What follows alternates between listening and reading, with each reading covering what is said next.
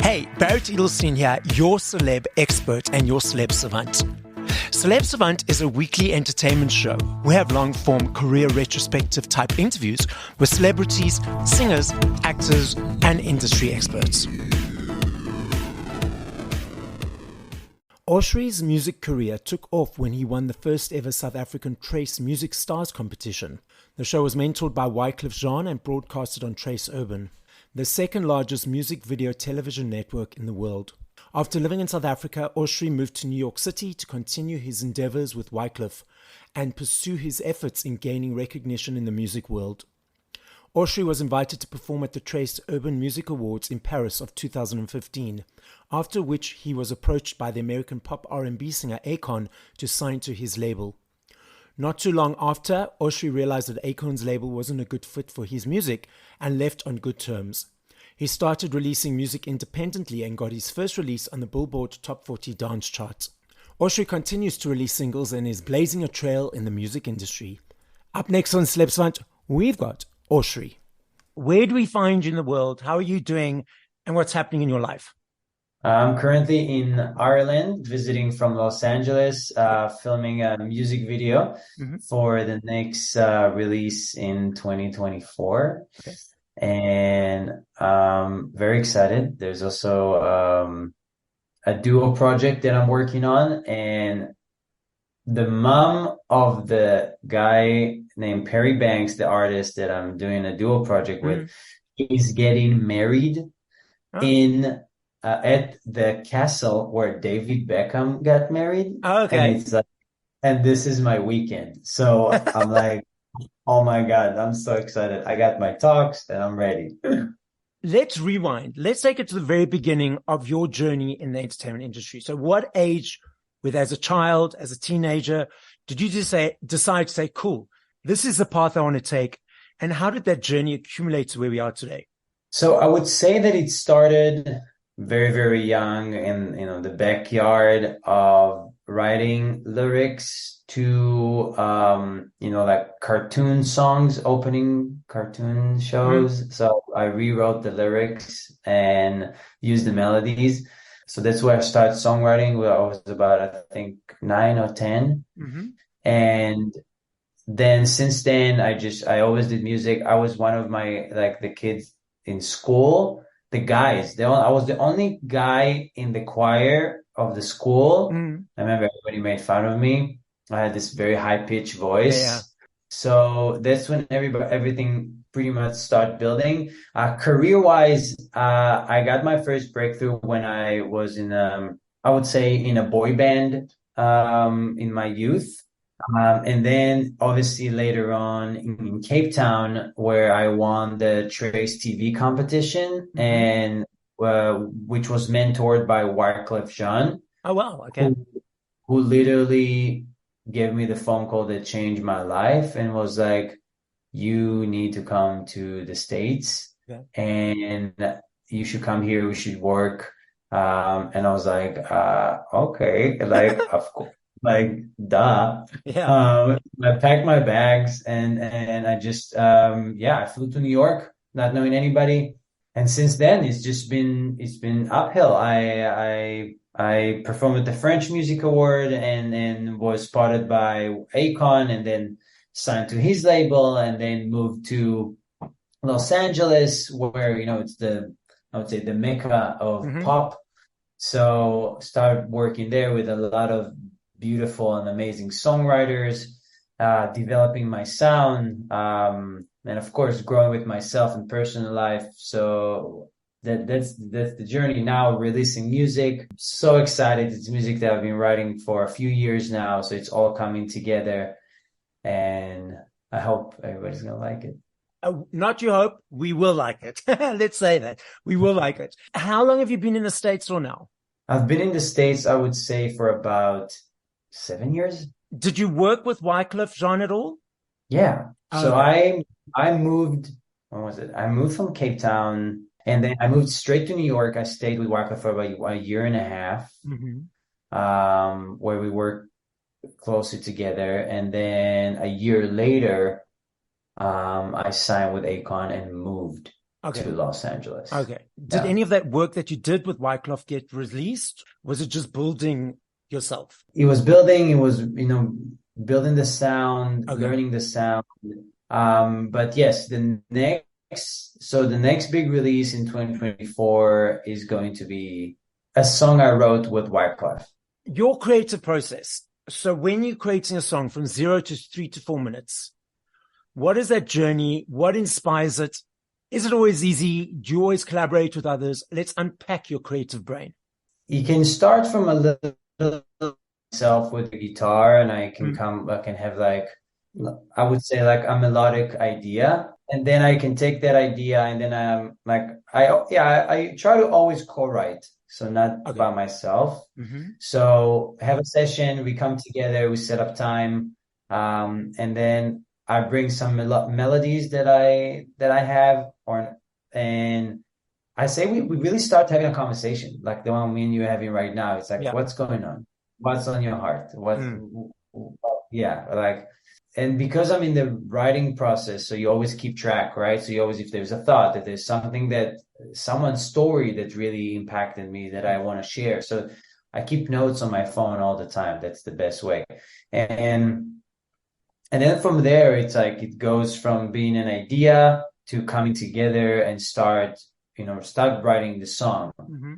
And a lot of the times with this in that process, it's very easy to lose the original, not the original idea, but the intention behind the Yeah. idea, Yeah. and you try to make something that's a little, let's make sure it's commercial enough, right? Or Yeah. let's make Yeah. sure it's like whatever Yeah. enough. Yeah. Yeah. And Yeah. so it's always defining the balance between not just writing a song for myself, but also writing a song that I know is going to be resonated by other people. So yeah, so that balance, and then recording it, which is the most fun part, right? It's like you wrote it, and then it's like you book the studio, and Yeah. then you go and record it. When you're writing with co-collaborators, so is it so obviously you've got some that you've written with a number of times, and then others that sort of are new, so you're meeting them for the first time.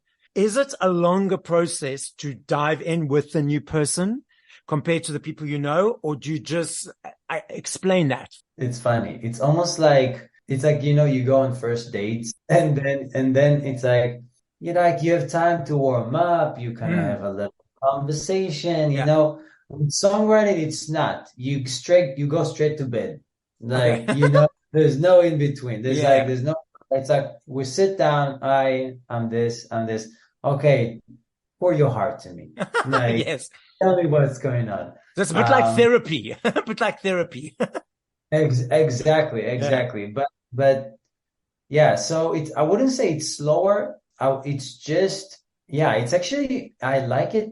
I like it because it's like it's fresh. The person doesn't know much about you, Yeah. and you get to be who you are today, Okay. and just that. So Uh, there's no preconceived ideas or linkages of emotions or experiences that could cloud. It just becomes the real thing. exactly. It's like who I am today is this was going to be absorbed by this person. Yeah. So I really have to be authentic with who I am Yeah. today. So it's also like I have to be on my game as well. Yeah. But it's also hard because so many people, when they're meeting new people for the first time, they put on all these masks, to show their best who they are. So Yes. it's and Yeah. a lot of people are vulnerable to strip those masks away. So it's very important to okay, it's not easy, but I understand what you're saying. No, but you have to, Yeah. it's like you have to, because if you're not, you're gonna get a fake song. Do you enjoy doing music videos, and how much do you have input of the end product? I mean, big input. So I artistically direct all my videos, Okay, cool. as well as the majority of the time I'm the stylist. So I Okay. dress up. I go to the custom hire, Yeah. house, and I pick the clothes for everybody. And if I like doing music videos, I mean, depend what day you Yes. ask me that. But yes, I love, because it's just another form of creating. But music videos really evolved, and this is something that, like, I really thought about it in the last few releases, because before, one, I would invest so much time and money on music videos, and then you know, the label, like you have to spend so much to promote it, right? Yes. But today people they're not, you know, consuming visuals the way they consumed before. So it's not about making like a fancy music video. It's really about creating compelling piece of, you know, content that can be just like, it doesn't have to be even a full song yet. It can be just like random stuff that you put together. And then when the song becomes, you know, when it does well, then you go in and you shoot a music video to kind of. So giving them tastes and teasers, like you'd said, that people's attention span is no longer 3 or 4 minutes. It's like 10 seconds. And then you've created this beautiful artwork and there's like, 10 seconds, I'm bored. So they skip. It's like, come on now, focus. Yeah. I mean, but at the end of the day, there's so much going on. So like it's focus, but it's also, create something we can focus on, you know? Yeah. So it's both ways. And the days of just like someone just unknown releasing a music video and then people watch it because it's like it has to be really good and interesting. What budget allows. Exactly what budgets are. I love me a CD. I still budget for my CD every couple of months. I love the aesthetic of holding it, the booklet of the, you know, the artwork. For me, it's a thank you to you guys for all your hard work as an energy exchange. CDs, vinyls, and cassettes are making a massive comeback. I'm not sure if you're aware that in last year in the UK alone, vinyls sold 5.5 million, the biggest since 1990. We also have these streaming platforms. What is your perception of the physical versus streaming, and what is your participation in each? So I love physical stuff because it's like you can actually feel what you're holding. Yeah. But I wouldn't say I'm participating in it just yet. I think the vinyl is a route that I would like to go as a merch. Streaming, it's just so easy. It's like so accessible. And I mean, I'm the kind of artist that when I find an artist that I like, I listen to their entire album, what they did, the body of work. So I feel like that this is the time where like having a CD or having a vinyl, like putting a record of listening to the entire story, you know, that's something that I love and connect with, and that it feels very romantic to me. But at the same time, I understand what's happening, and I feel like streaming is great because you can just pull whatever you want and it's always accessible to you, and you can organize it nicely in like playlists and stuff. And not allow the algorithm to do it for you, because then there's still an experience in creating it for yourself. You know, like that experience of opening the CD, sitting down, listening to the whole album. It's a journey. A lot of people have never experienced that. I like what you're saying, in that you creating your own playlist, you're not allowing the algorithm, so you're still having that experience. Yes, you're creating that. And and then I always do like I try to find like an evening where I just, you know, explore and find new artists and find new sounds, and then I add it to my playlist. And then I like, it's nice because yes, you can see, okay, artists that's like that. Like, so let me see what artists are like that. And, you know, you feel like you're saying a lot of artists, like a lot of people don't get to experience that, but because think about it, it's like, you gotta think out of the box, right?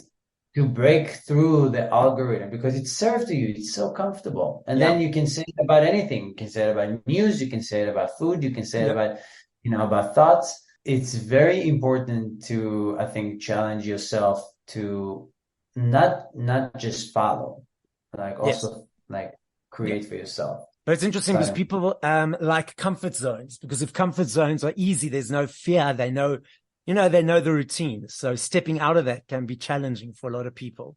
Yeah. And also time. Like, listen, life is not easy, right? It's like people like have real issues to deal with, real challenges. People are going after something. It's like, we're just really trying to survive, right? At the end of the day. So there's enough going on already. Let me just flow with something. Exactly. It's like, I feel like sometimes I find myself telling people, do and this and this, and have to remind myself that I'm also, in a way, I'm a little privileged because I'm in a position that I can mentally be a little bit more free to allow myself to even think that, right? Yeah, exactly. So Yeah, again, people have to learn their own lessons and own journeys. So we can say try, and then it's their choice.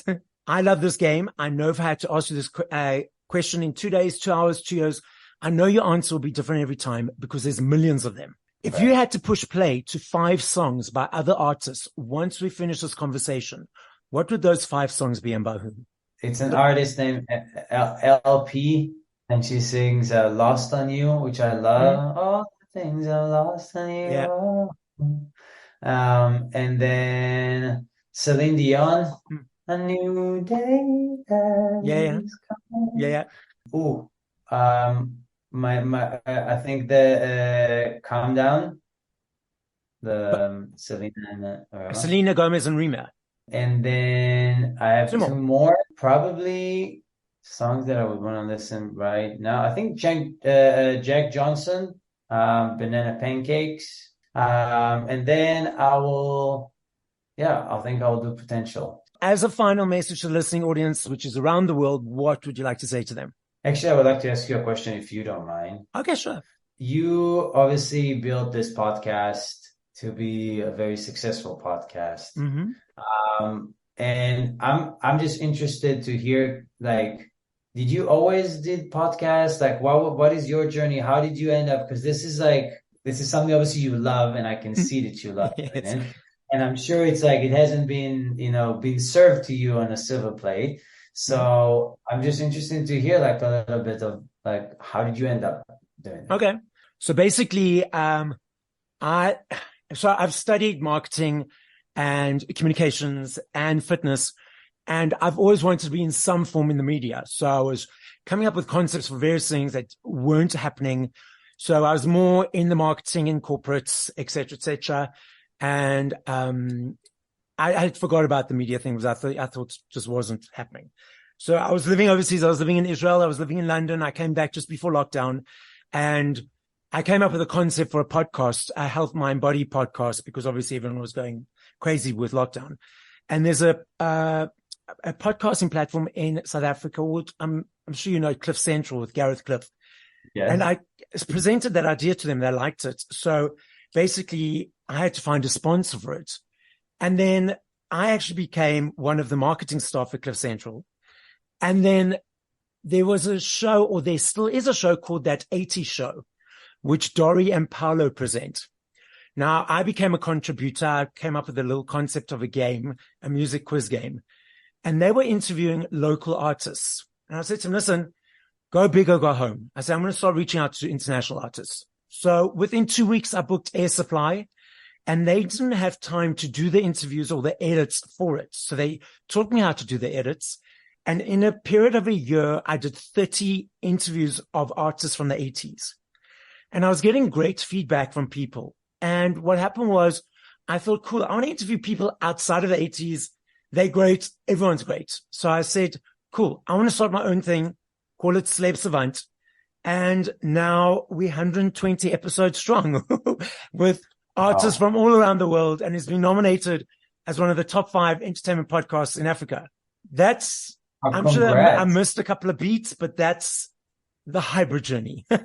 And then that moment when you feel like entertainment and media or entertainment is gone, or it's like what, like, do you remember what was that moment that like you were just like, actually not, I'm not gonna let it go? Like, what happened there? So you see, I was doing a lot of presentation. Like, I'm also an instructor and doing like workshops. I was doing like workshops at the health in the health industry.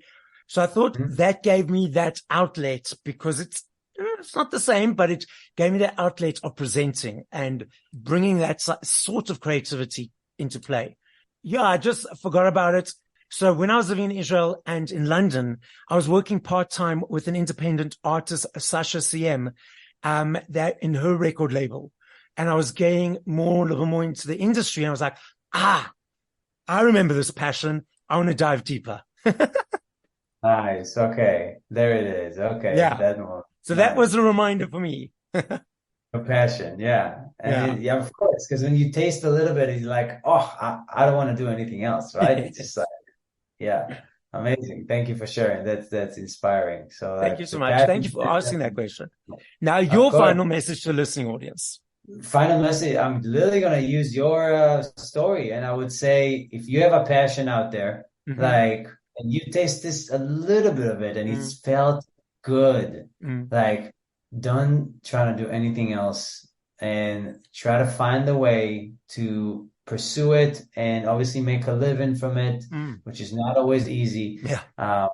because like life is, I know it's so cliche, but life is so short, Mm, and we all gonna die in 100 years. Nobody is. We all gonna be buried next to our friends. Strangers will live in our homes, mm, and we all our stuff and belongings will belong to someone else. mm-hmm. And years later, no, even our family would not know that we're here. Like Yeah. who remembers grandpa's dad, Yes. Yes. right? Be right now, and yeah, and just go for it, because it doesn't matter. So the reason I'm laughing is giggling because what always grounds me as a person when things are happening and people are passing, I always say to myself, 100 years from now, 99, unless something happens, 99.5% of the current population will be gone. And it just helps me realize it's just a journey. It's just a Yeah. journey. You have a So piece. You enjoy have a it. piece right now. Exactly. Enjoy Exactly. it, and yeah, and if it's not gonna matter in 5 years, like don't stay on it for more than 5 minutes.